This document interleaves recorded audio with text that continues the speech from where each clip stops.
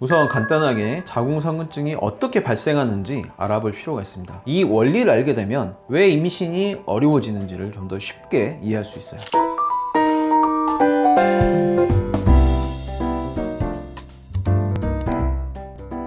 안녕하세요. 자궁선근증이란 자궁의 근육이 두꺼워지면서 자궁 자체가 커지는 질환입니다. 40대에 특히 많이 발생하는 질환으로 알려져 있지만 요즘에는 20, 30대 여성에게도 발견되기 때문에 어리다고 해서 방심할 수 없는 질환이에요. 자궁선근증의 대표적인 증상으로는요, 생리통과 생리양 과다, 이 두 가지를 들 수가 있습니다. 사실 자궁선근증에 대해서 여러 여성분들이 걱정하시는 점은 이 질환이 생기면 임신이 어려워질 수 있다, 이 점이죠. 바로 정말 자궁선근증이 있으면 임신이 어려워질까요? 이번 영상에서는요, 자궁선근증과 임신은 어떤 연관성이 있는가, 그리고 만일 추후 임신 계획이 있는 경우 치료가 어려운 이유에 대해서 알려드릴게요. 우선 간단하게 자궁선근증이 어떻게 발생하는지 알아볼 필요가 있습니다. 이 원리를 알게 되면 왜 임신이 어려워지는지를 좀 더 쉽게 이해할 수 있어요. 자궁은 여성 본인 주먹만한 크기예요. 크게 두 부위로 나눠 본다면 자궁 근육과 이 핑크빛의 내막, 이 두 부위로 이루어져 있습니다. 자궁 내막은 일종의 점막 조직이에요. 점막 조직이라는 거는 우리 입안처럼 굉장히 부드러운 조직이라는 거고요. 여기는 정자와 난자가 합해진 수정란이 착상을 하는 곳입니다. 그리고 임신에 성공하면 나중에 자궁 내막은 태반으로 변화되는 조직이에요. 그리고 이 자궁 내막은 증식, 즉 두꺼워지는 것과 탈락, 즉 떨어지는 것, 즉 출혈을 반복합니다. 생리혈은 피처럼 보이죠. 사실은 이 자궁 내막이 액화, 효소에 의해 액체처럼 돼가지고 피처럼 보이는 겁니다. 내막과 근육은 경계가 명확하게 나눠져 있어요. 그런데 경계가 서로 명확한데요, 내막 조직이 근육을 파고 들어가 가지고 근육 안에서 자리를 잡아버리면 어떻게 될까요? 자궁의 근육 내부에서 생리가 일어나게 됩니다. 자궁선근증은 이렇게 폐쇄된 공간인 근육 내부에서 출혈이 반복돼 가지고 근육 내부가 혈액 때문에 점점 부어오르게 되고요. 그래서 염증이 계속 반복되면서 자궁 자체가 점점 커지게 되는 거예요. 정상적인 자궁 두께는 보통 3에서 4cm 정도인데요, 선근증은 5cm 이상으로 두꺼워지고요, 심한 경우에는 10cm 이상으로 두꺼워지기도 합니다. 네, 이렇게 자궁선근증이 생기면 자궁 내막과 근육이 병들어 있게 되는데요, 여성의 몸에서 임신이 잘 되려면 난소에서 일단 건강한 난자가 만들어지는 건 물론이고, 이 수정이 된 다음에 수정란이 착상할 수 있는 건강한 자궁 내막이 필요합니다. 즉, 내가 자궁선근증을 가지고 있게 되면 건강한 난자를 만들 수는 있어도 수정란이 착상을 할 수 있는 자궁 내막 쪽에 문제가 있어가지고 임신을 위한 어떤 좋은 조건이 되기 힘들 수 있다는 것이죠. 병들어 있는 내막에는 당연히 수정란을 착상하기가 훨씬 더 어렵겠죠. 어렵게 착상을 했다고 하더라도 유산할 위험도가 굉장히 높아지고요. 그리고 심지어 자궁 자체가 만성적인 염증 상태라서 정자가 살아서 나팔관까지 도달하기도 좀 어려운 상태가 만들어집니다. 다음으로 치료 방법에 대해서 알아볼 건데요, 이번 영상에서는 임신 계획이 있을 때를 바탕으로 알아볼게요. 자궁근종을 치료하는 방법으로 양방에서는, 즉 현대의학에서는 크게 호르몬 치료와 수술 치료를 나눠서 합니다. 근데 호르몬 치료는 주로 피임 효과가 있는 약을 복용을 하거나 혹은 자궁 내에 미레나라는 장치를 삽입하는 거라서 임신 계획이 있다면 사실 사용하기가 어렵습니다. 그리고 자궁선근증은 사실 수술이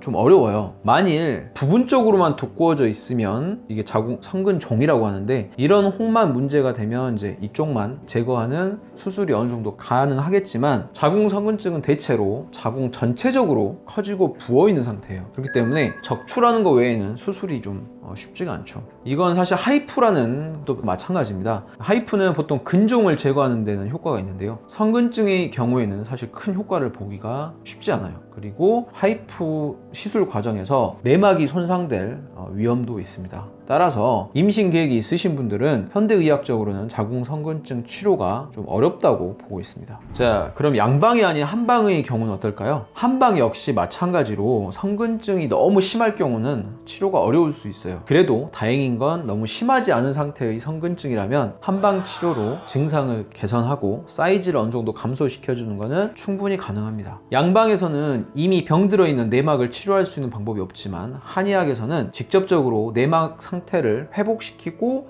개선시킬 수 있어요. 성근증 있는 분들 생리혈을 보면요, 보통 색이 빨갛지가 않고 약간 검붉으면서 덩어리가 있고 생리혈 자체가 좀 끈적한 상태가 많습니다. 이 상태를 한의학에서는 어혈이라고 해요. 어혈 상태를 개선하는 한약재를 체질과 증상에 맞게 사용을 하면 치료하는 과정에서 생리통이 줄어들고 생리양 과다도 줄어들고 생리혈색이 맑아지고 생리혈 덩어리가 줄어드는 것을 확인할 수 있습니다. 한방 치료 후에 증상이 좀 개선되고 자궁 두께 사이즈가 6cm 이하로 줄어들게 되면 충분히 임신을 시도할 수 있습니다. 자, 오늘 내용 정리해 드리자면 자궁 성근증은 자궁이 붓고 커지는 질환으로 20대, 30대도 요즘 좀 늘어나는 추세예요. 그런데 만일 임신 계획이 앞으로 있으신 분들은 자궁 성근증 같은 경우는 뭐 피임 장치를 하기도 쉽지가 않고, 그리고 사실 수술도 쉽지가 않은 치료입니다. 너무 늦게 가면 뭐 어떤 치료든지 어려울 수가 있으니까 이런 증상이 있으면 빨리 병원 가셔가지고 이제 병원